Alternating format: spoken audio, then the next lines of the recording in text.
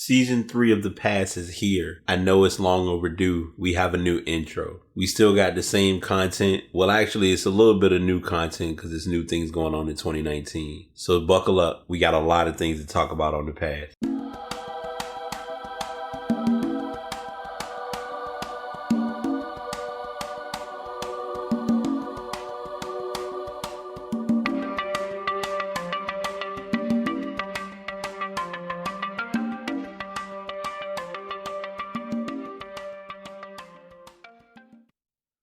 Oh my gosh, I can't believe it. It's taken me long enough. I've been doing other stuff and it's no excuse. But we are officially in season 3 of The Pass for our weekly episodes. So I want to go ahead and say good morning, good afternoon, good evening to those who are listening. This is episode 228 of The Pass. I'm your host, BT. I will be quick in my demeanor early on because if you have not listened to episode 227 talking about the gentleman versus the nice guy, you'll definitely want to listen to that show. It's a pretty wordy show, but there was a lot of content to share. This week or today's show is our business as usual, but it's the new year. So if you ended 2018 on a high note, congrats. If 2018 wasn't the greatest year for you, suck it up and move forward because that's what we're kind of in the position of having to do. Even though we don't want to, we got to do what's best for ourselves and for our personal brand. And I've become like the biggest marketer or spokesperson of that because I think we try to make it as if our brand matters or who we are matters, but we don't put enough time into ourselves to realize that we matter. So enough of the small fluff talk. As y'all know, the links are in the show notes and in the they'll be available for all of the businesses, podcasts, other companies who are supporting, that I'm supporting, I'm promoting. They're not listed, but I'm going to add them. If you're looking to disconnect from your phone and learn how to connect with people again, I would recommend the Bagby company. Their website is bagby.co. And it's been resourceful for me just because I got just a simple essential item such as the bag holder. Then I basically just put my phone in the bag and I don't think about it. I've talked with the owner of that site. And matter of fact, what I'm going to do is I'll add their link in the show notes. So it'll be available for all future podcasts. Because I did kind of reference them in my last blog about fear of missing out. I don't know why I want to say failure of missing out. But yeah, FOMO or fear of missing out. Ashley talked about that on her podcast a couple weeks ago. And it kind of stuck for me as something that I'm working on. I've even resorted to the point now where I don't even keep my phone. When the night ends, I don't keep my phone in the room. I just put it in the living room because sleeping with your phone in the room with you is not really the best idea. So I've done enough random rambling. We got a lot to catch up on, so I'm going to turn back time, but also bring us forward a little bit. Everyone was looking forward to seeing the championship match for college football. We'll do college football first and then we'll go into pros because the pro circuit has gotten a little wonky, but we'll deep dive into that as well. But first things first, college football came and went. The championship matchup, part 4 as they called it, came between Clemson and Alabama. Clemson was the pure favorite for this match, which as the score showed, it was pretty much Clemson majority of the way. Clemson did pull off the victory against Alabama. So I have an article that kind of talks about that. Clemson needed a big performance to unseat defending champion Alabama.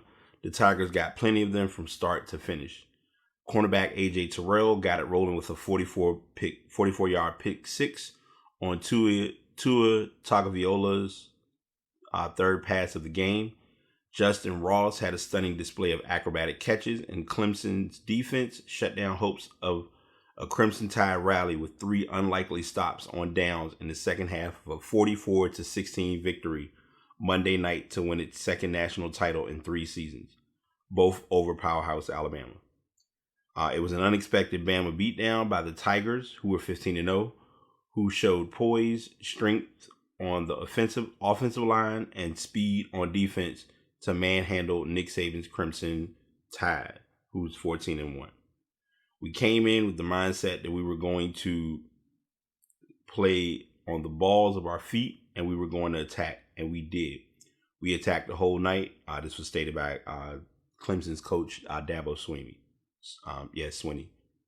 It began almost immediately as Terrell stepped in front of Tagovailoa's throw and ran untouched into the end zone to put Alabama on its heels down 7-0.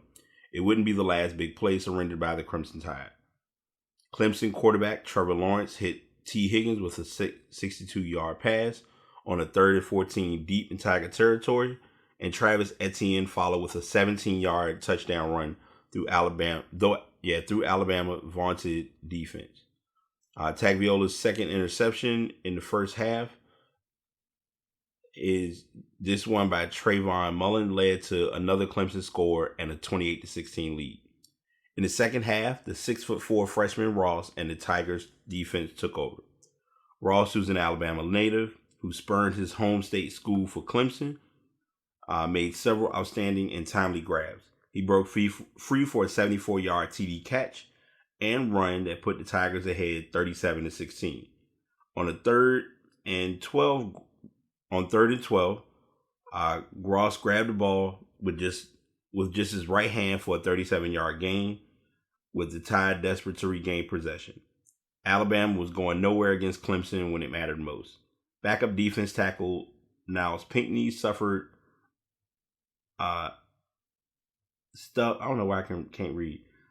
stuffed Alabama holder Mac Jones on a fake field goal try that ended far short of its goal.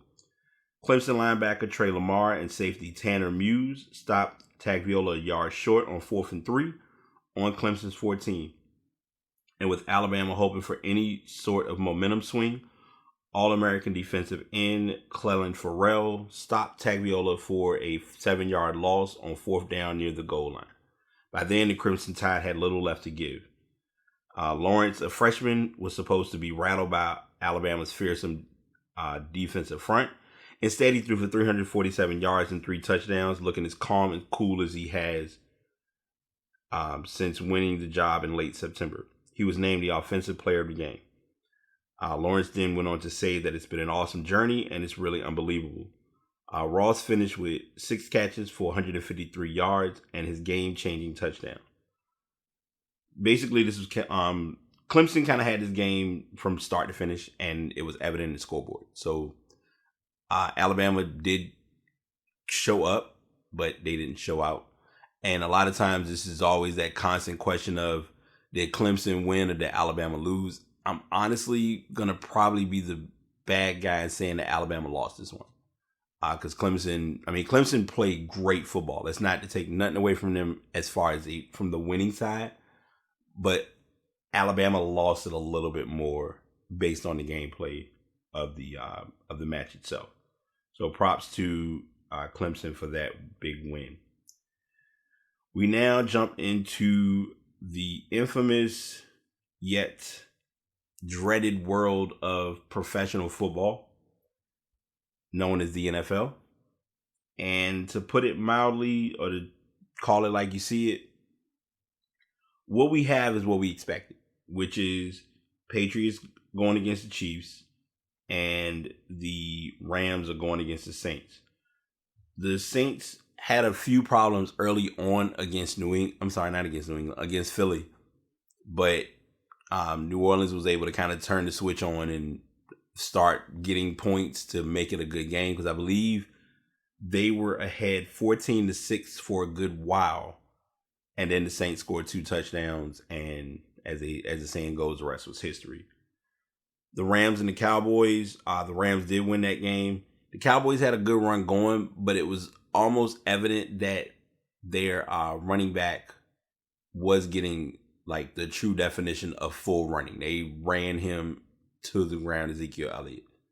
I'm gonna go before I go into the AFC. I want to say this on record because I noticed and I could feel that a lot of Dallas fans were very in their feelings about the matchup, and that's understandable. But when fans come, into the discussion or talk about the game that aren't Dallas fans, it becomes this big Hatfield and McCoy's type scenario. The bluntest and most direct way of saying it is there are Dallas fans and there are Dallas fanboys or fangirls. Dallas fans are loyal fans. They're going to hold an L in knowing, hey, we lost this game. We gave it up. We didn't play our best football. Dallas fanboys or fangirls, it's play-by-play up to the minute. Our team is doing great. See, everybody think we're going to lose. Watch this. We're about to turn it around. They lose, and then it's don't talk about my team. Don't send me any messages. Don't tag me in nothing. Don't send me any memes. But these are the same people who will send memes if your team, if your team loses to Dallas. I mean, if your team gets beaten by Dallas or whatever, however you want to put it. And it just amazes me because when the shoe's on the other foot, a lot of Dallas fans will go into hibernation because, I don't want to talk about football. Football season's over. We're just going to get ready for next year. It's an even more ironic situation because I was going to work a couple of days ago and a person in front of me saw me with my Panthers hat on, and the first words out of his mouth were, yeah, you got the nerve to wear a Panthers hat, blah, blah, blah. And I'm like, let me guess, you're a Dallas fan. And he's like, of course. And I'm like, you're holding on to the same championship from 20 years ago. It's been practically 20 years since that championship was won. And it's nothing to take away from Dallas as a championship team and as a winning team. But we're looking at what's happened now. And even in Carolina's case, Carolina hasn't been playing the best football at all. Especially this year. I didn't share, I don't have this article in front of me directly, but there's a possibility that Cam Newton may sit out the 2019 campaign to rest up, I believe it's his shoulder. He hasn't been playing 100%, so they want to get him, the proper treatment if he needs to do surgery or whatever, so that they don't just kind of play around and not taking care of him as a player. So that's being talked about as well. We also have on the AFC side, the Patriots are playing against the Chiefs. Chiefs have home field advantage for this game. Shockingly enough, they were able to beat they made the game against the Colts look pretty easy. I'm not gonna lie. But the Patriots and Chargers game was a somewhat decent game, but the Chargers, and I say this to people all the time about anyone who plays the Patriots, and as a football fan, you gotta accept it for what it is. To beat the Patriots, you have to play a perfect game. And if a perfect game even means just a slight one-off or one failed moment, it can come back and haunt you. And that's pretty much how the Chargers and Patriots game went. I'm still doing weekly picks. Well, we'll call this a weekly pick of some sort. I'm going to actually pick and I'm probably going to shock people. Well, matter of fact, I'll play clean on this one. I feel like it's going to be Patriots and Saints. And the only reason why is the Chiefs quarterback has not been on this stage before. This is he's a rookie quarterback. He's never been in this environment. So this is going to be a humongous wake-up call, even at home, for them. So that factors into the game as well as... That factors into the game, and it also plays a role behind how the rest of your team is going to be looking to you as the leader. Anytime games are played, it's all about the leader and his teammates following that lead. So we'll see, how those games come out. I like the Rams. The Rams are a great team. Taking nothing away from them whatsoever. but it's Drew Brees. If it was anybody else on the other side of the ball, I'd say I could see the Rams winning it. But I'm taking the Saints for that matchup. So those are my championship playoff games that I'm going with. As we all know, I'm usually never good with calling games, so we'll just let it be what it is and kind of go from there. Our next story is it's a messy story, but we're gonna talk about it because I don't know about anyone else, and it's tough to acknowledge or ignore, but the situation with both Colin Kaepernick and Eric Reid have been tough to witness as a fan of the sport or as a fan of football. I remember mentioning this last season when everything happened with Kaepernick and whether I would be watching football. And I had to be honest. It's one of those things, I don't like the situation, but I also understand too, I have to, I don't want to remove a large amount of content from my show to not give the listeners something for those who do keep up with football. So, quick timeline, a quick history breakdown. Both Kaepernick and Eric Reid, as many remember, were with the 49ers. They both were in strong protest and taking a knee during the national anthem. It was misinterpreted, still been misinterpreted to this day because the assumption that they were taking a knee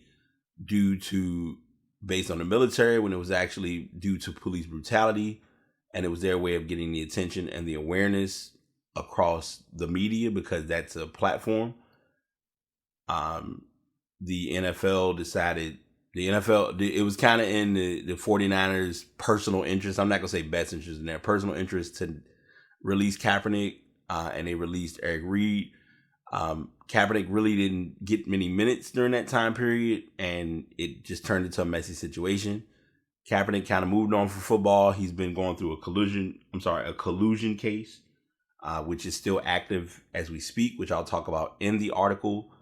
And Eric Reid, there was uncertainty whether he would be playing in the NFL, but be that as it may, and shocking as it was, and I did talk about it on the podcast, he was picked up by the Carolina Panthers. So he's with the Panthers. He played through the season. They would consistently give him drug tests, but now the story came out that he was given 7 drug tests during the season. So attorneys for Eric Reid dispute in a joint statement by the NFL and NFL Players Association that says the Carolina Panthers safety was not singled out with excessive drug testing, and they're demanding the league and the players union immediately issue a retraction, according to a letter sent to all parties that was obtained by the Associated Press.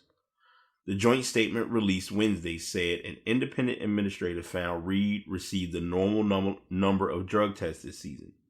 The statement said there is no evidence of targeting or any other impropriety with respect to his selection for testing. The letter obtained Tuesday says Reid was indeed tested at least 7 times. So I said 7, but at least 7. And requests the independent administrator provide all information used to produce the report. Reid's legal team says it rejects the notion that this report was independent and claims the report is filed with incorrect dates. Reid said in December that he had been tested 7 times by the NFL. He said the league was targeting him because of the ongoing collusion case against the NFL in which he alleged the team owners conspired to keep him out of the league after the decision to kneel alongside former 49ers teammate Colin Kaepernick during the national anthem to protest racial and social injustice. Simple way of putting this story is the NFL, the league is trying to do what they can to see how likely he's going to buckle. I've heard this mentioned. I've witnessed it. It's acknowledged. It's evident. The NFL is owned by whites. There aren't any black owners in the NFL, right? In the mere factor and the mere aspect of even it being down to you having your coaches or the NFL having to follow what's defined as the Rooney Rule, which is even in the midst of hiring or interviewing any coaches, you have to do at least one interview with a black coach or a black individual who is looking to coach. It bothers me that those type of rules had to be put into place, because if that rule was not available, most coaches would stick to what they know. Or let me rephrase that. Most administrations in football are going to stick to what they know. And I know it's odd to look at calling them administrations, but that's really what it is. Because it's a business. I mean, it's a sport based on the activity and playing, but it's a business on the political tape side, on the behind the scenes stuff. All that being said, I feel as though Eric Reid was targeted, and if there's something that's proving otherwise, we'll get that story and it'll be made clear from the beginning. But I just find it amazing that if a team plays 16 games a year and you're being drug tested for nearly half of those games, that says a lot about the layout. Now, whether they were all done based on games or how many per week, that part I don't know. But I just find it rough because he's been following everything with the league. Personally, I feel like Kaepernick has as well. And now and if you notice it really didn't get a lot of attention this year, where there was a big issue of, okay, we're not going to show the national anthem during when teams when they play on TV. Realistically speaking, the national anthem never really needed to be shown on TV. The only time that you really and honestly see the national anthem is the major events. So that would be Stanley Cup, the World Series, NBA Finals, the Super Bowl. If we're going with the big four sports. Because even down to when they show the World Cup matches in soccer, we don't see the intro of them playing the music and doing all the preparation. We're going to see them walking across and shaking hands, but that's it. It's not, okay, USA's playing Japan. We're going to hear Japan's national anthem, then we're going to hear USA's national anthem, and then they walk and shake hands and start playing. You don't get that unless it's a major, big event. The NFL is the only one that shows it during the regular season. And I get that it's a deal. Someone mentioned this, and we'll talk about him later on in the show. Trump kind of blocked Kaepernick getting into the league. And if you don't really believe that, I understand. But in hindsight, if you really look at it, it was an ironic situation where one moment he's available, teams are looking to possibly sign him, and then because Trump stepped in, even though he doesn't want anyone to step into what he's doing, it's a problem. And he shouldn't be playing in the NFL. But he didn't do anything wrong and he hasn't harmed anyone. But yet those who are harming others, if something happens with them, we turn it into we feel sorry, we feel bad, let's all take a moment, condolences, blah, blah, blah, et cetera, et cetera. So that's that story kind of in a nutshell as to what's been going on in football. We're at somewhat of the midway point of the season. So this works out at a pretty good time to talk about the NBA standings. First and foremost, because I'm going to go ahead and get them out of the way now, LA looks rough without LeBron. It's a very torturous process to watch the Lakers play without LeBron. The mere fact that they lost to the Cavaliers, who right now are 9-36, that says a lot about the Lakers as a unit. LeBron only can watch and just get better, and hopefully when he comes back, they'll hit that streak. Because as of right now, they're actually ranked as a ninth seed.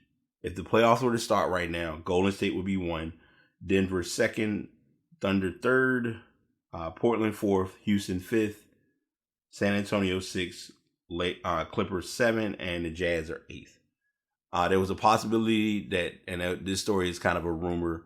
I'm not a big rumor pusher, but it was talked about that there may be a possibility that Popovich may be coaching his last year in the NBA. There's no telling of that. I mean, Pop's an OG. Pop's an OG, number one. Number two, looking at the lineup he has, he doesn't have anyone from the last championship they won. As far as like your key guys, your Duncan, your Kawhi, your Tony Parker, your Ginobili, they're all gone. And there's nothing that's taking nothing away from Pau Gasol. They're taking nothing away from Marcus Aldridge. It's just a totally new unit now.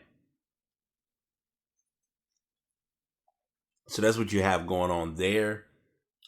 Early MVP talk, of course, it's Harden. Harden has been on the scoring, and I as a Houston fan, I have to talk about this because this was brought up, and it's something that's important to look at. Harden is on a 50-point run. He's been averaging nearly 40 points a game within the last 10 games. They've been winning. Right now, they just recently lost their last game, but as far as their last 10 games, they're currently 6-4, which is pretty good. Harden is doing his part, getting the rest of the players, and I'm not even saying role players. You got Chris Paul, who's an all-star on the team, so everyone's trying to step in and do their part.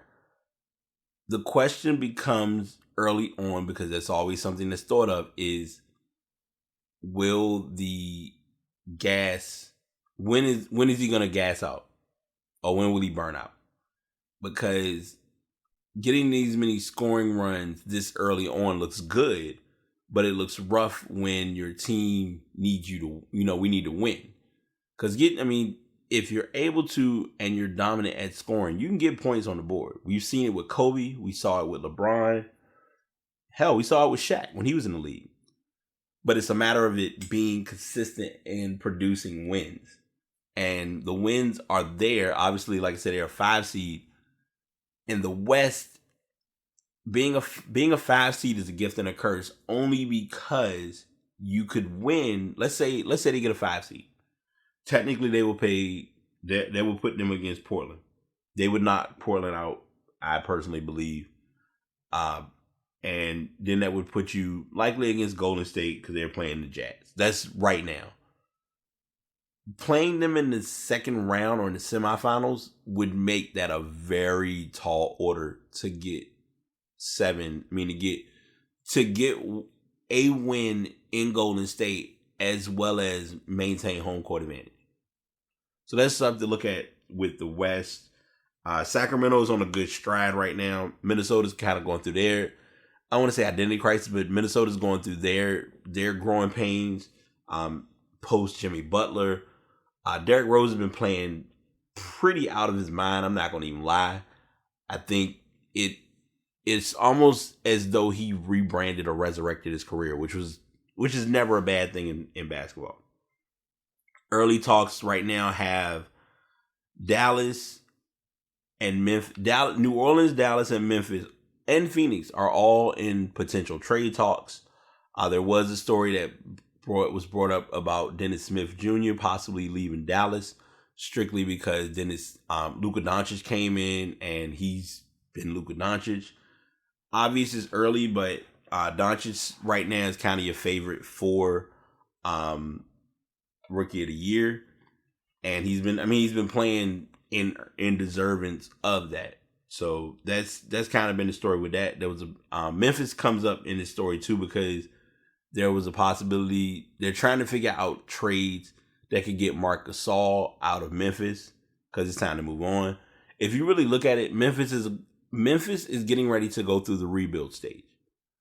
And if you watch basketball enough, you know when rebuilds happen. If Mike Conley ends up staying, then he would be the guy. But if not, I mean, you've already got Zach Randolph gone. He's close to retirement. If he hasn't already retired, don't hold me to that. You have Marc Gasol is in trade talk, and you have Mike Conley, who's, I mean, a great point guard, but not. It's tough for him to be a great point guard in the Western Conference when you have a lot of great point guards that you're competing with. So there's that. DeMarcus Cousins, I believe, is returning tomorrow. He'll be in action in their next matchup. Don't know who they're playing right offhand, but that's going to be made a big to do because adding him to that already loaded lineup, it's a strong chance he could come in, depending on when Ballott's in, and still make the All-Star team. Let alone we still have to see them play against LA. Seeing Golden State play against LA in full force, meaning LeBron coming back, would be a very massive highlight. I've aggressively given the West its time. East is your turn. So I already mentioned Cleveland. Cleveland's made it clear they're rebuilding. We already knew that. New York looks good with Kevin Knox, as well as their undrafted pick.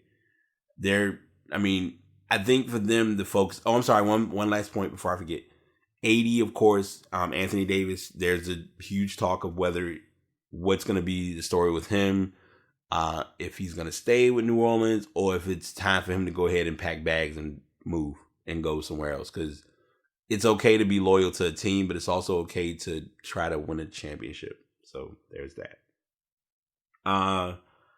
Chicago, we already know how we knew what we were getting with Chicago, strictly based on.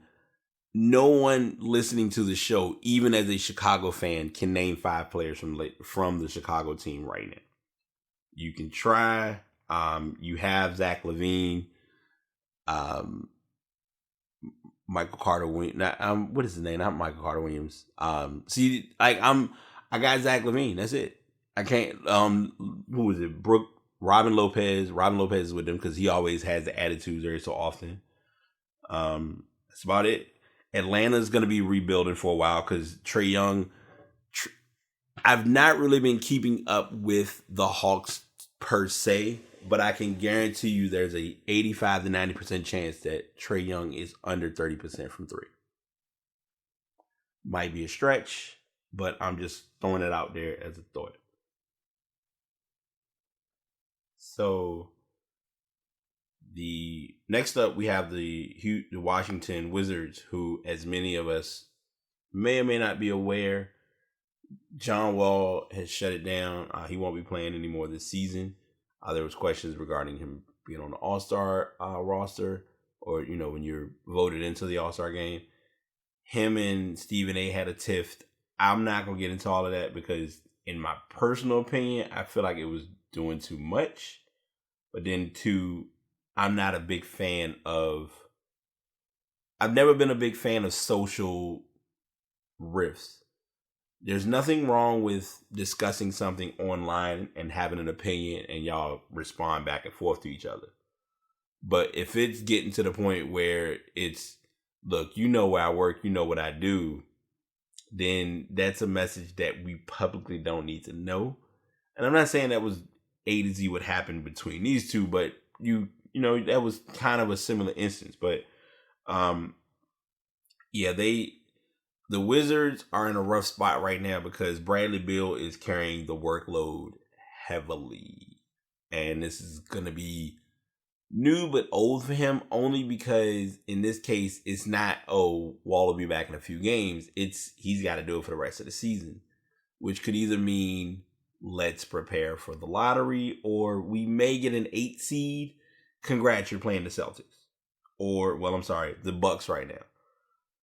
Bucks, if I were to take a shot right now, it's going to be between the Bucks, the Raptors, or the Celtics for the 1 seed. The Celtics are currently 26-18, but it's with the NBA. The NBA has wider streaks than football, so you could be a 8 seed one moment, and suddenly become a 3 seed within 8 or 9 games if you won 7 out of those 9 games.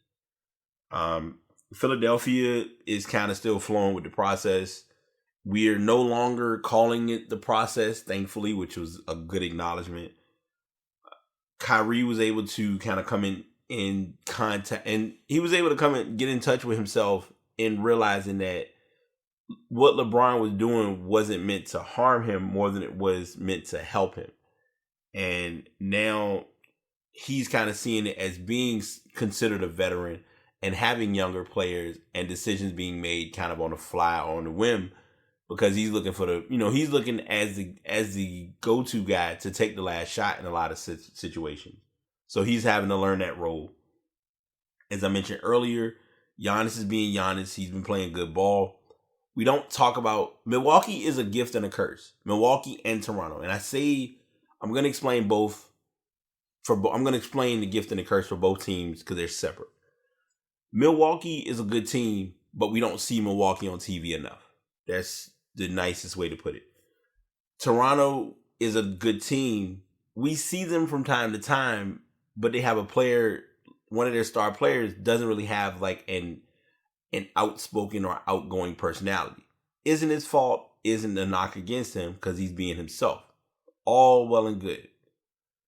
The challenge that you run into with Toronto is nobody cares about Toronto during the regular season. I'm going to repeat that to really get you to understand. The regular season for Toronto is irrelevant. It's playoff wins and seeding themselves in a position to make it to the championship game. Because let's face it, playing against Cleveland last year, they were in position to win a championship. Or they were in a position to compete for the championship. Let me rephrase that. And it was as though, okay, we're playing we got Cleveland. All right, we got home court. Okay, we don't want it. We'll go ahead and let them win. And I want to say they swept them, which made it even worse. Indiana is the quiet storm in this conference. You're gonna what you're getting out of Oladipo. He's improved each year, and what makes them a good team as well is it's not just one guy who makes the team good. Everybody surrounds, everyone steps in and does their part. So it's not a imbalanced lineup. Charlotte is Charlotte is on the outside. No, Charlotte's 8th actually. I'm sorry. Charlotte is 8th right now, but it's in that murky position we talk about where you are under 500, but you're an 8 seed, but we're at the halfway point of the season. So it's still early on. Miami's looking good. They're running the Wade train is finishing up. Brooklyn, D'Angelo Russell made a case for himself, feeling as though he should be in the All-Star game. It's your 3rd year. 4th year, I take that back. I want to say it's either his 3rd or 4th year. He's good. I don't know about All-Stars yet. I could see it in a couple of years. And the tough part is Brooklyn isn't really that good of a team. I mean, they're a 500 team right now. Orlando, we already knew what we were getting this year. Aaron Gordon signed his big contract. Vujovic is still doing what he's doing.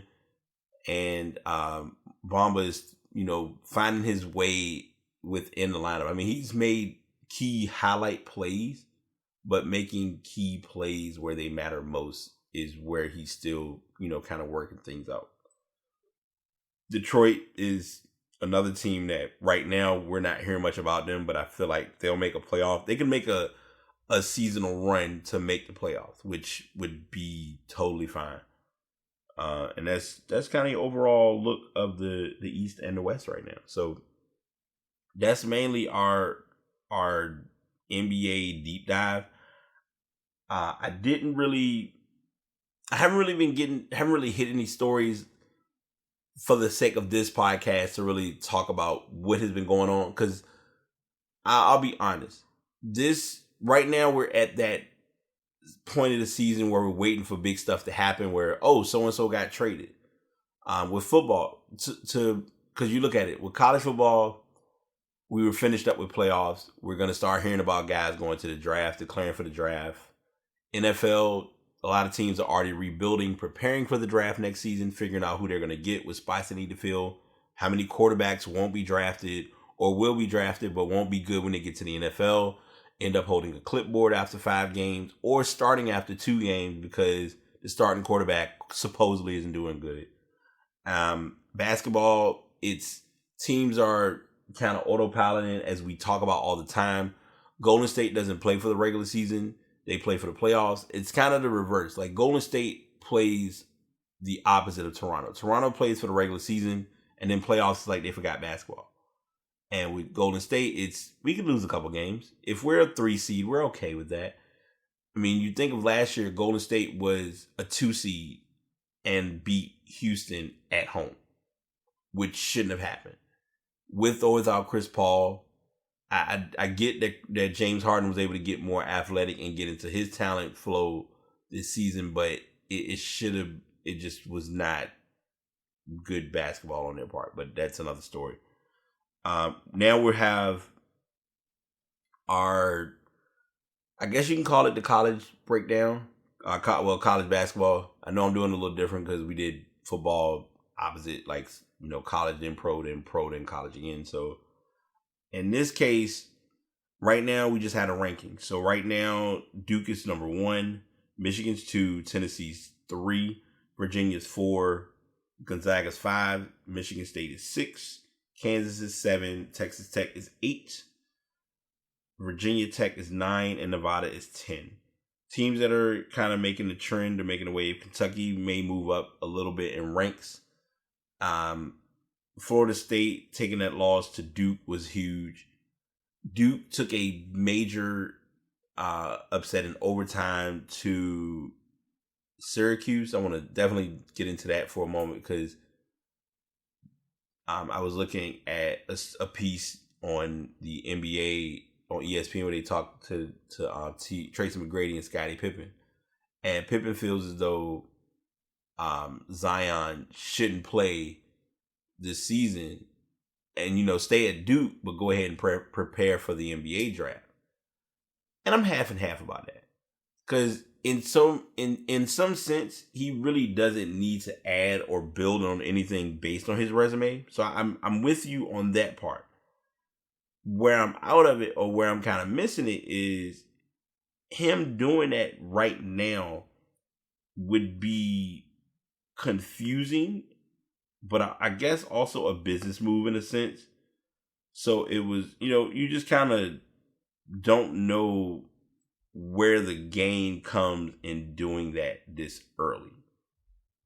Because, I mean, if you look at it, they asked, and it even got into a good conversation, which I think is great because it asked, if you're a GM and you have RJ, you had a first pick, who are you taking?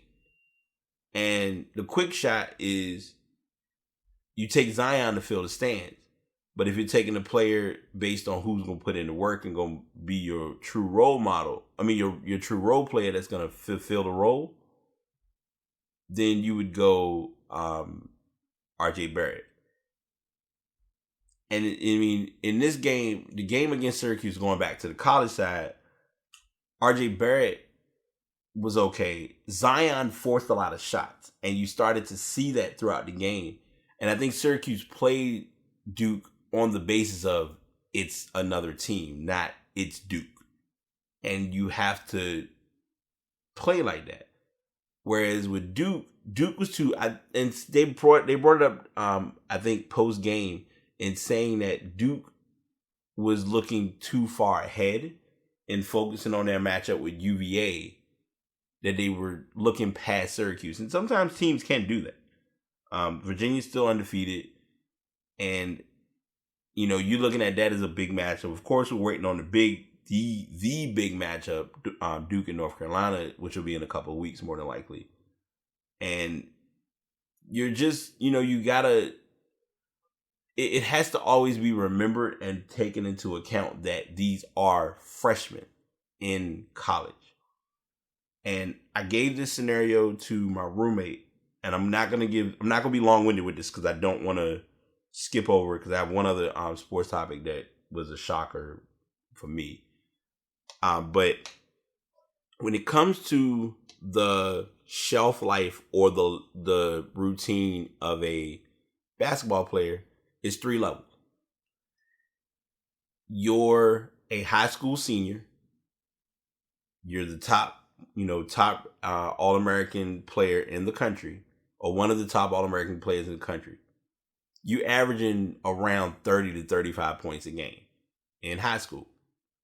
And you're playing against good, competition. Some guys you may run into some top-notch teams, but for the most part, you're playing decent competition.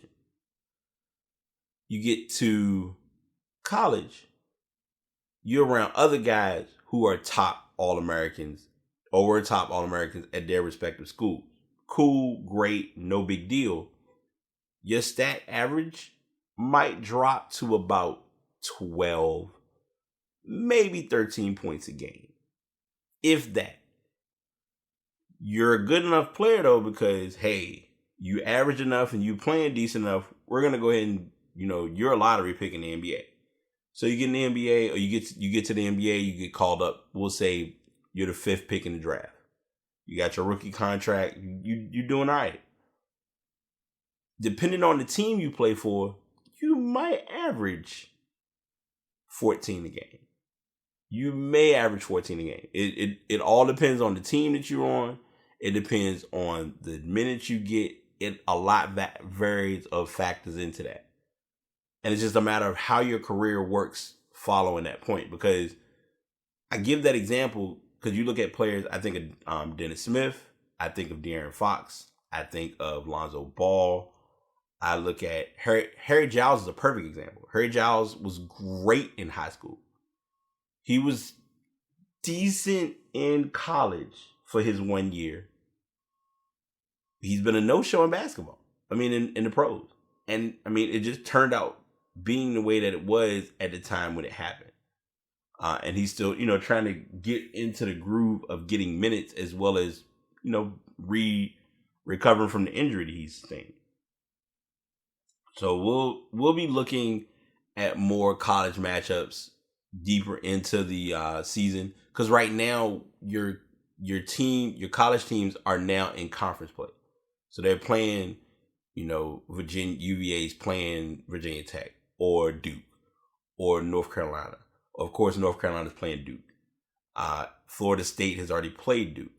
You have Kentucky who played against Alabama and got upset.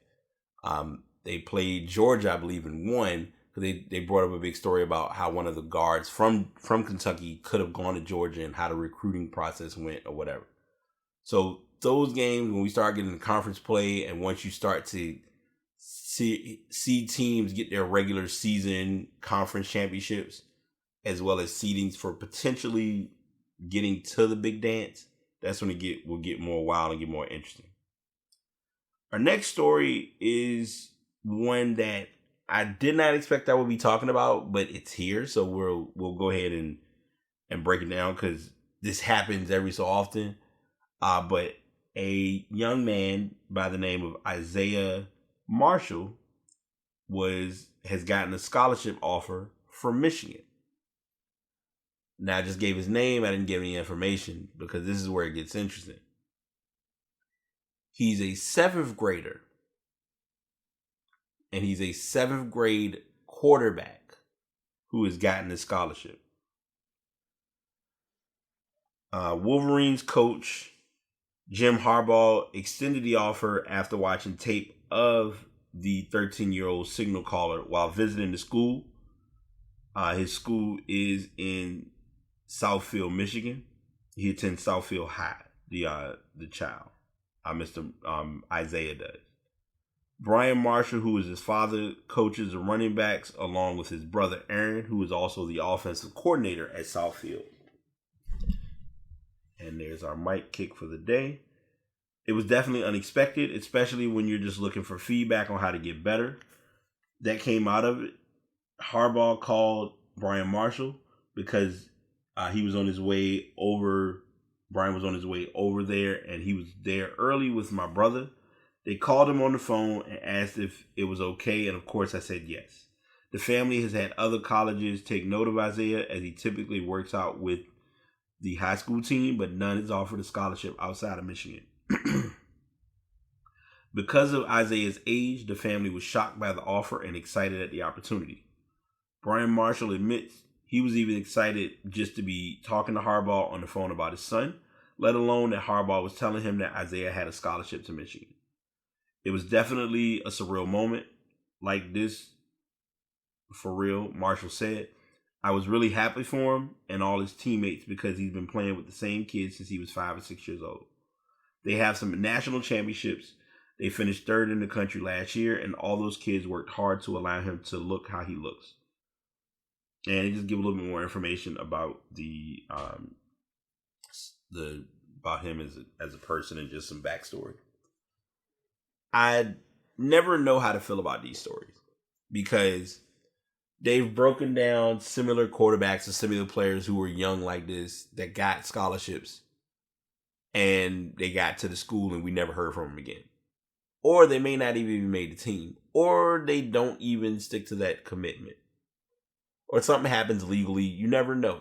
It's various things that come into play. So I'm just sharing all of that. And I mean, I brought this story up because it was like 7th grader. Okay, wait. College? He got a college offer and he's not finished high school yet. Okay. I mean, he's not finished middle school yet. Gotcha. And he could be good. He could be a good quarterback. We don't know what his ranking is going to be by then, but we know that he's likely to, be on Michigan's roster. Now, whether he stays on Michigan, when it comes time for him to actually reach being a Wolverine, will he be starting? Those are questions we will have to look at. And I mean, this is obviously, we're looking at 5 years from now? Because he would be class of 2024 or 2023, actually. Well, no, I'm sorry. No, all right. 2024. Because if he's 7th grader and he would be 12th grade by then, he'd have another 5 years left because he had 8th grade, 9th grade, 10th, 11th, 12th. Yeah, so 5 years from now. If this, we're still doing sports podcasts by then. But yeah, that was a different story, but I really hope he does good though, or gets an opportunity to make the Michigan team and they actually stick to the scholar. Like right now it's a verbal commitment, so obviously he can't make a official written commitment until he's at the proper point of looking at schools. Topping off our sports and opening up our stuff, we got a hot take. It's not even a hot take. It's almost in a about damn time, but it's not really a wow factor to me. And I'm going to explain why in a moment. So if you go back and remember when Apple did their keynote a couple of years ago, matter of fact, I think it was the year when the iPhone 8 came out, the iPhone X came out, and the AirPods had first got on the scene, if I'm remembering correctly. There was a slight display of this unique little device that was flat and had enough space to hold one person's phone, their watch, and their AirPods. It was known as the AirPower wireless charging mat. And it looks like it is in production. So The Verge writes that Apple's long-delayed AirPower wireless charging mat might finally be in production, if rumors are to be believed. Word comes via a tweet from Charger Lab, which says that it's learned from a credible source, a creditable main new word today, that Apple has begun manufacturing the long-delayed wireless charging mat. If true, it could mean that the long overdue product could finally reach the hands of consumers before too much longer. Apple announced in September of 2017 that it was introducing wireless charging capability in the iPhone 8 and iPhone X and gave a preview for its own wireless charging mat that would not only charge the iPhone, but its Apple Watch and AirPods. At the time, Apple didn't announce a price, only that it was expected to be released sometime in 2018. As we all know, that did not happen. There were rumors that it would ship in March of last year, but the date came and went, and Apple didn't say anything about the device in any major announcements since that announcement. June of last year, rumors then surfaced that Apple was having technical troubles with the device. Obviously, there was overheating. And the overheating, before I continue, because they're going to likely talk about it in here, was based on so you have if you look, people who are using them now that have the phone capable of doing so, the QI chargers, or the Qi chargers as they call them, are wireless chargers. It's a single mat, and it doesn't get too warm or impacts its area. So like if I leave my phone to be charged and I place it on a wireless pad, it charges the phone just fine. And when it's done charging, it's not going to overcharge the phone or overheat it. With the Air Mat, and like I said, I'm maybe explaining what's in here. The Air Mat, you have to use more of those Qi chargers or those mats to do so. And because if you have multiple devices charging at one time, you're forcing the mat to be smart enough to know what to charge the most and when to reduce charging on other products. Because if, in my knowing with the technology I have now, AirPods don't take long to charge. They're the lower of the battery. And it would kind of be a 1-1A if you look at it, because it's the AirPods and then the watch. They're kind of like hand in hand. Because some watches, when it gets to a low battery, you got to charge it and keep it going. Because they've even made, there are companies now who have made little devices that you can pretty much have as a keychain to charge your watch on the go. But that's another podcast, another story. Let's see. So there was issues with it overheating due to the complexity of the requirement of charging 3 devices at once. The analyst predicted that Apple was hoping to have the device out to consumers late 2018 or currently. It's also rumored to be releasing an updated version of the AirPods sometime this year, specifically with the support for wireless charging, which then fueled rumors that it was holding off on the update until the AirPower Mat would be available. Mac Rumors noted that there have been reports that Apple has since overcome the technical challenges that it faced with the device. If what ChargeLab says is accurate, that could mean it will see more about them in the near future. The site's tweet says that the devices are being manufactured at Luxshare Precision, which already manufactures Apple AirPods and some cords. Mac Rumors translated a screenshot of ChargeLab's WeChat conversation in which the site source expected the device to be released soon. But given the charger's history of delays and technical challenges, it's probably best to not get one's hopes up just yet. This one is one to hold your breath for. And the reason I say that is because we're at a point now where, if you really look at it, companies have already been making third-party devices that can do what the Air Mat does and save you more money. And I'm always going to tell people this. I am the Apple user, not the Apple fanboy. So if I were put in a position of having an Air Mat or having devices that are properly able to be used to charge my devices, I'll take the latter. If that means that it's not going to cause a risk to any of my devices, I'll take the latter. I've used my roommate got one of the basic wireless chargers a while back, and I got my own, and then I ended up later getting an Anker wireless charger, which is a godsend, and it's able to be used at a perfect point, because in most cases, literally, you just take it off. I mean, if your phone's in a case that say has a pop socket, you can just take the case off, put it on the charger, or some of them are good enough where they're charged with the pop socket case on. But I usually put one that's a flat surface just to be on the safe side and just charge my phone. And then when it's done, it's good to go. Third-party devices, as I mentioned, they have the little adapters now where you can pretty much put your AirPods in that holster and charge your AirPods wirelessly. Most cases, people don't really need, like, your AirPods don't need a massive amount of charge or a massive amount of time to be charged.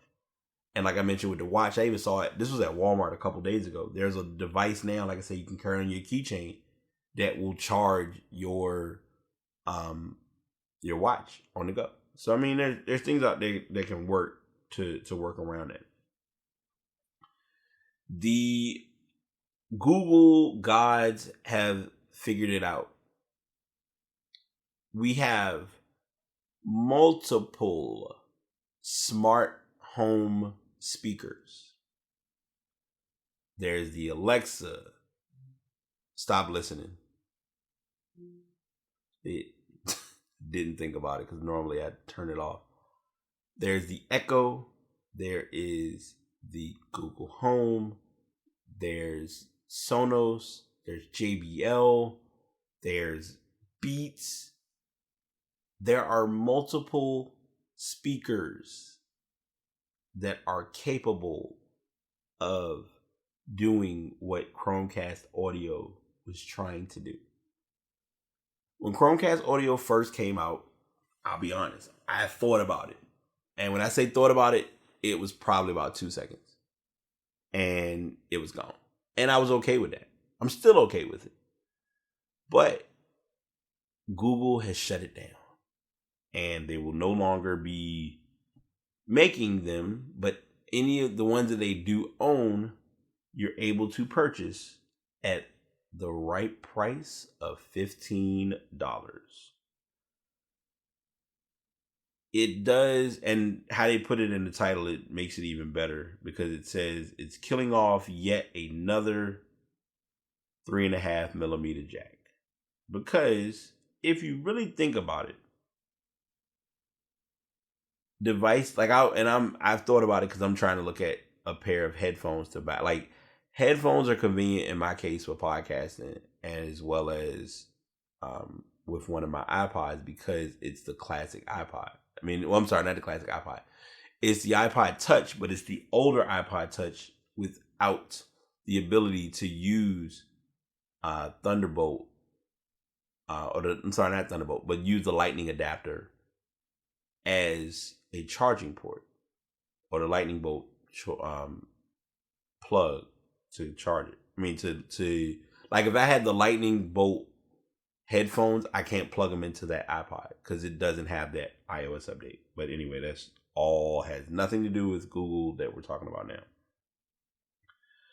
now. There's nothing quite like Google's Chromecast Audio, a tiny disc that lets you wirelessly sling music to practically any dumb speaker, even create multi-room audio configurations like a poor man's Sonos setup just by plugging into its 3.5 millimeter line out and adding some power over micro USB.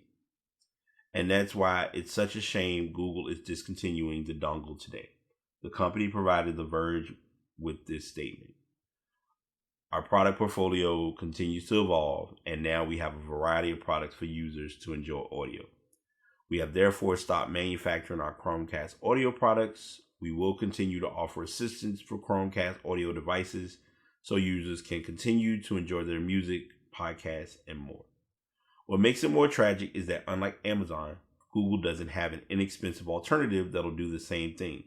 While the Amazon Echo Dot, often for sale for $30, has a 3.5 millimeter line out so it can cast audio and take your voice assistant commands. The typically price matched Google Home Mini does not. If we had to guess, Google's axing the Chromecast Audio because a refreshed Google Home Mini with 3.5 millimeter is on the way. But then again, Google doesn't seem to like headphone jacks very much these days. No matter how user hostile and stupid a decision it is to ditch ditch the headphone jack, they've fallen out of favor across the industry, which sucks because USB-C has been a mess. The good news is that you can still find the Chromecast audio on closeout today and for a pretty attractive price too. It's $15, normally $35. And most other retailers still have it in stock too. It's time to accept where we are. Wired devices are still going to be a thing. It's almost the similarity of watching CDs disappear. And it was even with me owning a MacBook, it's a tough thing for me to adjust to because I've used my Mac for practically almost 4 years. Wow. Yeah, we're close to 4 years with this Mac. And when I first got it, I was on it's got a CD player. I can work on, doing CDs, stuff like that. But then the reality started to kick in of, there's also this key nifty feature of everything streamed. And I got this laptop solely on the primary push of the hard drive storage, which has been a favorable factor in the purchase. But that's neither here nor there. I say all of that to say that this is just another step of seeing that everyone was pissed and screaming and kicking at everyone about Apple removing the headphone jack. And now here it is. Most Google devices don't have headphone jacks anyway, or most Android phones don't have headphone jacks. And Google is realizing that, but Google isn't ignoring that, hey, there could be a device coming that may feature that. Now, granted, that's a rumor, but if you look at the reality of it, we're at that point where technology is going wireless more than it is. Like, if you have speakers in your home and you have them all connected, they're not going to be connected through a bunch of aux cables going all over your house. It's just not going to happen. DJs aren't wirelessly spinning. Not going to happen. So it's just those things to look at and think of when you look at where we are and how far we've come with technology. So Google removing the Chromecast audio, not really a huge big to do. It just is a step in knowing that they're working on bigger things for their platform.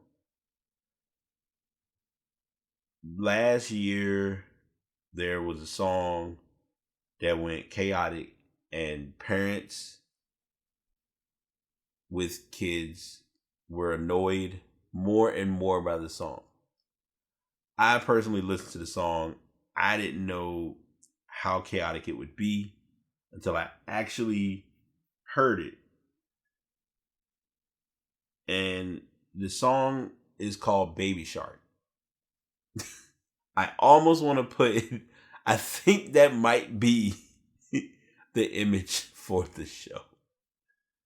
I'm in between that and one of our asses of the week, but I think that might be the one. I don't know yet. Or I may use the ass of the week as the title. We working on some new stuff too.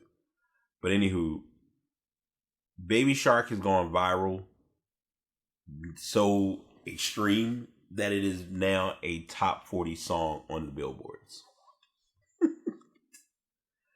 I'm not going to sing it because I know it'll piss people off and I might lose followers or listen. There was a song, which is the Infectious Kids song, and it had parents' minds well blown. It became a viral sensation that it entered the Billboard's Hot 100 chart, meaning it's not going anywhere anytime soon. It took 32nd place on the chart, ahead of Ellie Goulding. I don't know how I came. Why would I not be able to pronounce her name as much of her music as I've heard?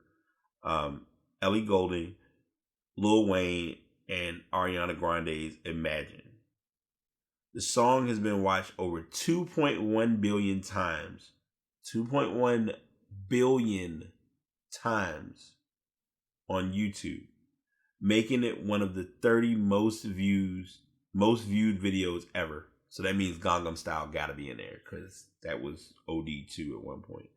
According to Billboard, it has been streamed 20.8 million times in the past week alone, with 73% coming from video.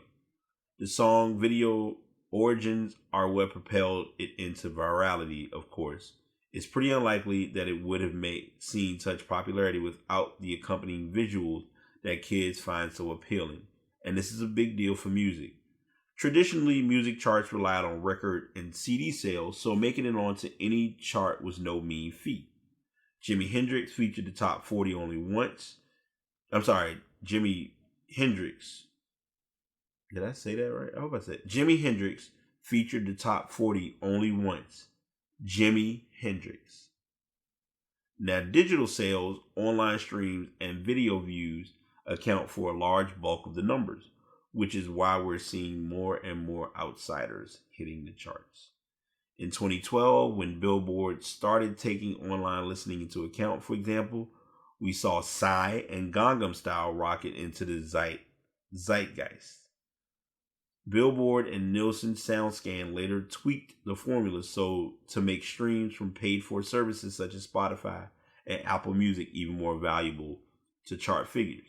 The upshot is that music charts are essentially anyone's game now, and that has the potential to change popular culture entirely.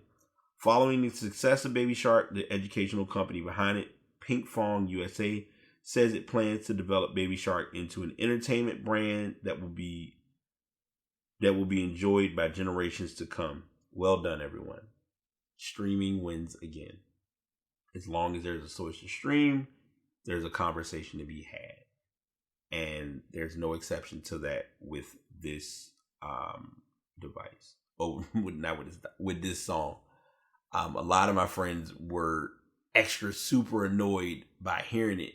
And I was like, let me hear it and then I can kind of understand why. But it was an ironic situation because in the line of work that I do, there was someone who was getting a scan. And in the process of their scan, the parent needed something to help. It was for a child. And they needed something to help the child stay calm. And literally they played that song on repeat. And the child got the scan done. So in some moments when you think something's losing, it actually could be winning. Just something to think about. Our Apple preparations are early, even though the AirMac has not arrived and these articles are randomly, unintentionally out of order. Not intentionally, but hey, it's just natural habit. Apple is introducing a triple camera iPhone this year and another lower priced LCD model. I'm not going to read this whole story. We've hit that point where phone companies have lost creativity. What more does a person need to see from someone taking a picture? It's my only question. I've done most of the other articles and I've read everything, and I know a lot of times reading it is like I'm not sure if y'all gonna look at the links or not, but this one you can read on your own time. I'm gonna talk about this one personally. They're already catching us at 12 megapixels as it is and getting high quality photos.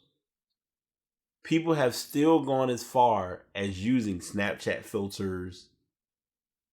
Like to this day, some people have a Snapchat account just to make filters, just to post pictures online.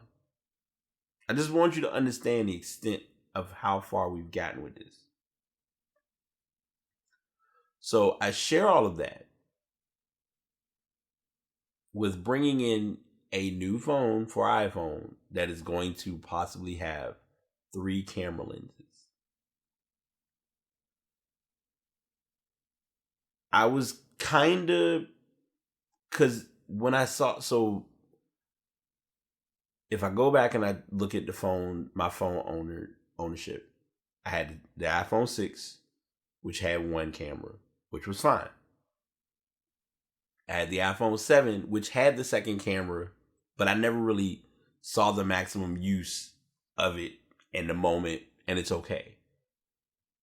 I own the XS Max now, and I take pictures, and I mean, good quality pictures, and you see everything that you don't need to see because the gut will show in most of my pictures if somebody else takes it. But all that being said, we're getting good quality photos. How better are the quality of the pictures supposed to come out? That's my only question.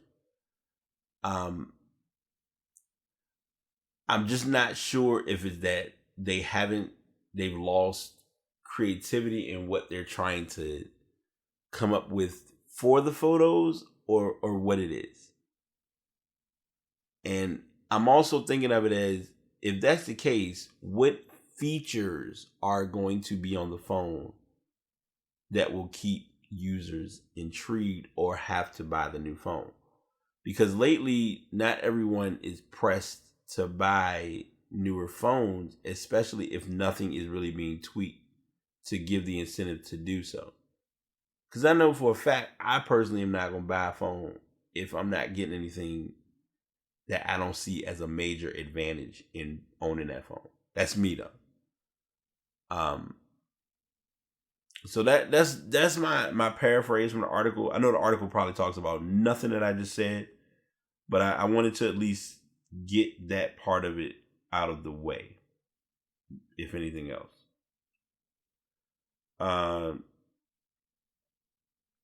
We never thought this day would come, and this will be our final stuff. And I'm kind of, I gotta be Brian when it comes to the music session, because we had a weird music session this week, I guess you could say, and I'll explain that in a bit. But for our final stuff in the gaming world, it seems as though Rocket League got it right. Rocket League was close to getting it right anyway. Fortnite was almost there, but Fortnite didn't have it. But Rocket League got it right. Rocket League has full Rocket League has full cross-platform play. You can even play on the PS4. Now, for a lot of people who play Rocket League, let me go back. For a lot of people who don't play Rocket League, that doesn't sound like a big deal. For gamers who understand and know gaming, what took so damn long? You have the capability of games being able to be played on other consoles. Why can't consoles? Why does it have to turn into a console battle of, oh, well, I don't have that console, I'm gonna make this person go out and have both consoles, but only have this other console just to play with this person? All right, I left for a second. Rocket League is finally, players can battle with each other regardless of the system they're playing on.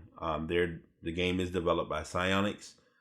You can play across all 4 platforms, which are Nintendo Switch, PlayStation 4, Windows PC, and Xbox One.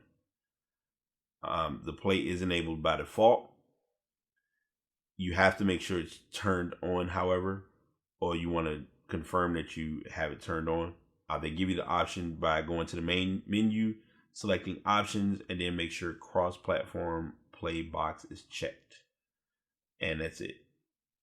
They are looking to release cross-platform party support based on the update in coming up this year. It will let players partner up with friends on any platform with the push of a few buttons. Cross-play for Rocket League on PS4 has been a long-standing player request. Other platforms have supported cross-platform support, but Sony has been a notorious holdout. With the exception of letting PS4 players matchmake with PC players. Psyonix hinted that it was working to bring PS4 into the fold last fall after Sony opened up its console to cross-platform play. So they finally broke the wall, and we're here. Great, cool, long overdue. Glad it happened. Now we just are going to see if other games will follow suit, and that's going to come with time. Before we get into that, to the asses of the week. First things first, I always like to do music sesh because if I get good music or I hear about good music, I try to find it. These were the only song that I've been able to hear that was new as of right now is Weeknd has a new song that got a little bit of play that I personally like.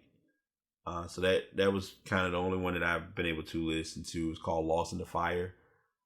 It is by Gesaffelstein and it features The Weeknd. So that's the only song I've really listened to as far as new music. Now, of course, today is Thursday. So that means two things. One, more music will be...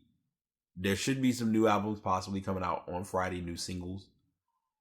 New year, new changes. I will be working harder on listening to more music. I didn't really give music its proper listen last year because I was listening more for the commercial playlist and the commercial artists. And I skipped over a lot of music, which didn't give good content to the AirPod Escape. And I'm going to work harder on that this year for the show, for the sake of the show. So if any albums or any singles come out tomorrow, I will be doing discovers, catching new stuff. Most of the listens, I will admit, majority of the time, I'm usually into my Lo-Fi bag. And that's just kind of been the direction that I've gone by nature. That's kind of the cleanest way I can put it with music this week. So next week we should have some info, some hot fire. that's kind of the long story, the long basis of it, to put it simply. Our asses of the week. So, first ass of the week, which I do expect it to be him, but I didn't expect it to be him, was Donald Trump. I've done pretty good with not bringing politics into the podcast, but sometimes it just seeps in thanks to stupidity being done at its finest. And this is no exception. This is somewhat of a two-part story. So I'll bring you all along as to how it all transpired. So first and foremost, Trump got a lot of criticism for inviting the Clemson team to the White House due to the government shutdown. They were set to visit the White House on Monday, which was this past Monday. And it was exactly 1 week after winning the college football championship and 3 weeks into the longest government shutdown in history. The optics of the White House celebration did not sit well with some observers nationally, and even some fans and graduates of Clemson University disagree with the timing. The trip came together faster than visits from previous college football champions during the Trump administration. Personally, I feel like the visit came together quicker than even any other major sports for pro football, pro basketball, and I'm really trying to wrap my head around understanding if this are the kids who win the national championship in basketball, are they invited to the White House? I'm curious about that. I've been sitting and thinking about that one a little bit, but it's neither here nor there. And they had a couple people who kind of gave their thoughts on that. So that's one part of it. Whatever, there was an issue. It didn't make sense to invite them during the government shutdown. Well, they went ahead and invited them anyway. Fuck it, why not? I mean, it's something, it's the government shutdown's going down. Usually for the with them providing food, they usually will have like nice food, some type of a something nice, something decent to celebrate their experience of winning a national championship. This motherfucker, and I should have known explicit content was coming with this one, because this one is just trash across the board. But this motherfucker decided that it was in his best interest, and I've been cool the whole show, by the way, because this part where it was where I just got, and I think that might be the new theme this year. The podcast stories, when we talk about regular things, now if I have guests on, anything goes. But with my regular stories, sports stuff, we just gonna talk about it, break down some things, and keep it moving. But Ass of the Week, all bets are off. I'm letting the gates fly, unless I'm at the library, and that's another story. But he greeted the Clemson Tigers with a fast food buffet of Wendy's, McDonald's, and Burger King as they celebrated their national championship. What made this the most craziest situation is you see the people who work for the president or whatever lighting the candles on this the candle holder or whatever, and you see metal, you see those high quality that high quality plates that they have for like when the plates you see at people's houses that nobody ever touches. You got these multiple amounts of them stacked with Big Macs and chicken McNuggets and fries and salads and all this shit that just doesn't make any. Oh, and double quarter pounders. I'm sorry. Let me not forget that part. Him standing there for the media pose is where I was just like, all right, bro, you got it. You definitely deserve Ass of the Week for this one. He put on Monday the Clemson Tigers football team. So the article reads that they took part in the White House visit to celebrate its national championship win over the Alabama Crimson Tide. While some might have expected a fine steak dinner, President Donald Trump announced on Monday morning that the team would be greeted with a wide-range buffet of fast food options. I think we're going to serve McDonald's, Wendy's, and Burger King with some pizza, Trump told reporters outside the White House. I really mean it. It'll be interesting. Trump made good on his promise, displaying a sea of burgers for the players to indulge in later that night. So I had a choice. Do we have no food for you because we have a shutdown, or do we give you some little quick salads that the First Lady will make? I said, you guys aren't into salads. The president wanted to host a fun event to celebrate the college football national champion Clemson Tigers, the White House press secretary Sarah Huckabee Sanders said in a statement. The White House, which is a reduced staff during a partial government shutdown, which is still going on, by the way, blamed Democratic lawmakers for the impasse and said Trump was providing the meal at his own expense. I hope this video plays. I need the video to play. Here's a video I shot of President Trump showing off his 300 hamburgers. Hold up. This is one of those moments where I'm usually like, all right, I'm gonna be chill, but no, I'm emptying the whole clip. Give me greatness. Because the Democrats refused to negotiate on border security, much of the resident staff at the White House is furloughed. So the president is personally paying for the event to be catered with some of everyone's favorite fast foods. It's not gonna play, is it? No, wait a minute. Hold on.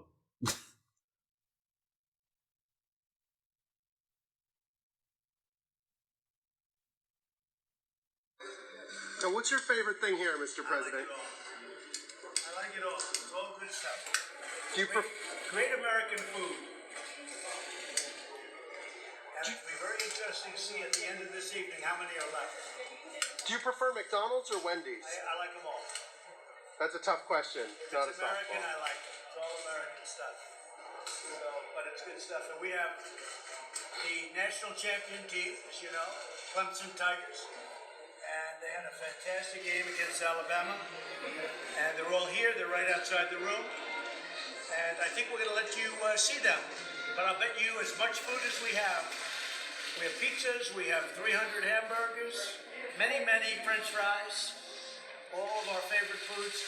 I want to see what's here when we leave, because I don't think it's going to be much. The reason we did this is because of the shutdown. We want to make sure that everything is right. So we sent out, we got this, and we have some wonderful people working at the White House. They helped us out with this.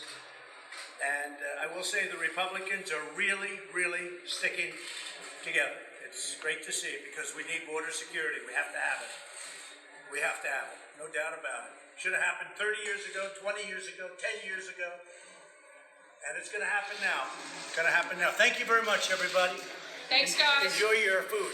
Y'all can just hold right here. Good stuff. Grab one. Grab one, fellas. Grab one. When I first, I'm trying to process words for this because I want to make sure I don't hold back on what I'm about to say. When I first saw this or heard about this article, I thought it was a joke. But then after I found it and after I realized, oh shit, he really bought fast food and he bought it almost like it's like you doing it, like he did it as if it was a catering service. He lined all the, like if you look at the video, he lines all the burgers and the nuggets and stuff on top of each other in groups and kind of gives them the free roam of, hey, whatever you want to get what you like and eat and be merry.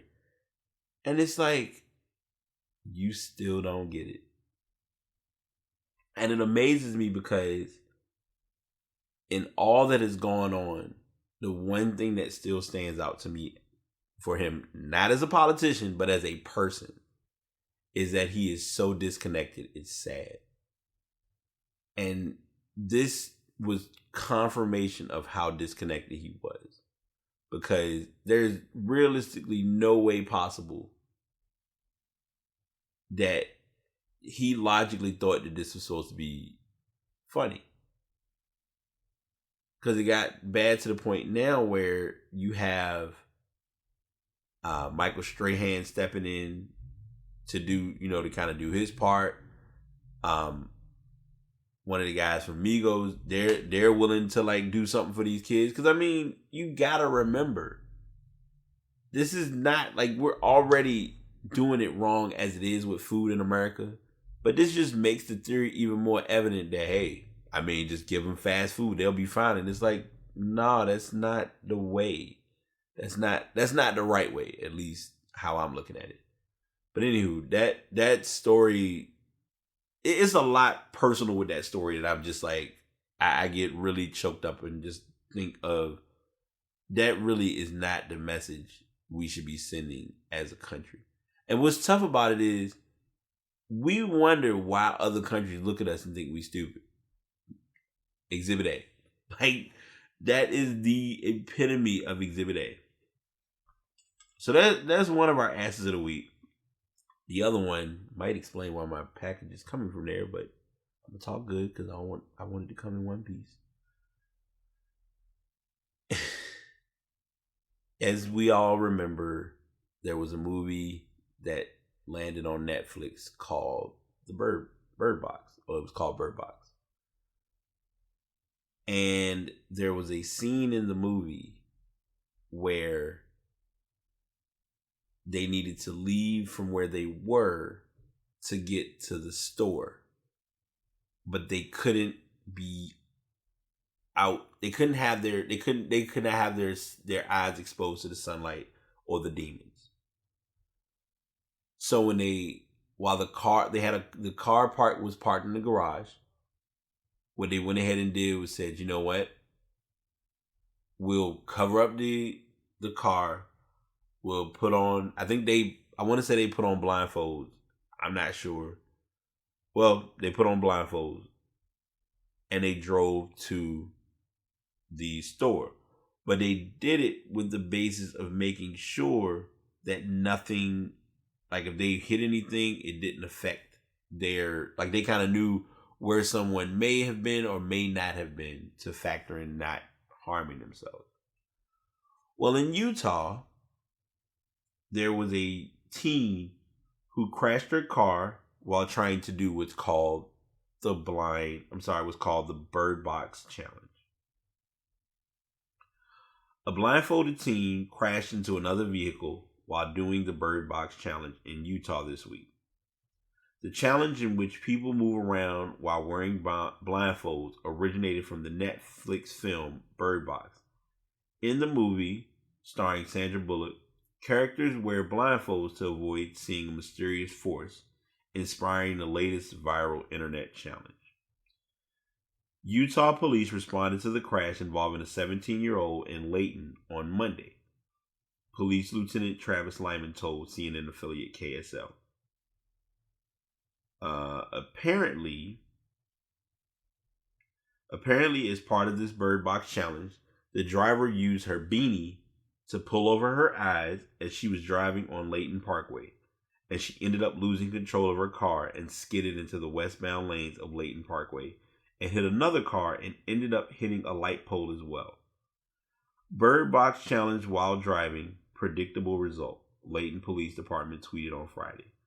Police did not identify the teen, but said she was driving a pickup truck with a 16-year-old passenger. No injuries were reported, thank God. Netflix warned its viewers against the Bird Box Challenge this month. We don't know how this started and we appreciate the love, but boy and girl have just one wish for 2019, and it is that you do not end up in the hospital due to memes.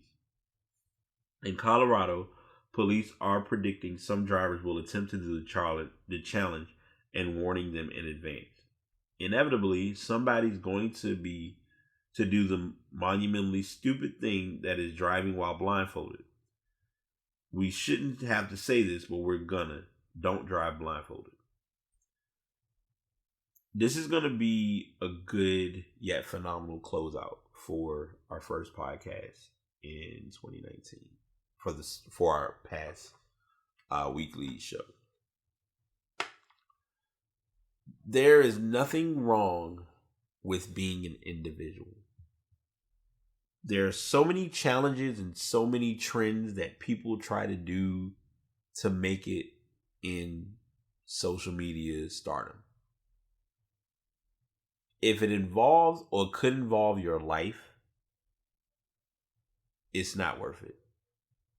And that's the cleanest, prettiest way to put it. So don't deal with what you don't need to deal with for the sake of risking your life. You can do a lot of things out here, and I've seen it for 2019, and I'm rooting for everyone who's doing it. If you got that thing that you're trying to do or that business you're trying to build your business, build your brand, grow as a human being. But riding the wave of stupid challenges and trying to do what other people are doing, thinking it's going to work because they're doing it, it's just not worth it. It's because in this case, and I think because of what I do personally, I've seen people who have potentially felt or thought that their lives were at risk. And you have to kind of give them that closing mindset of it's not your fault or you are still here. So don't beat yourself up about what happened. Because you got dummies like this that are doing this and they may not be looking to get killed or hurt themselves.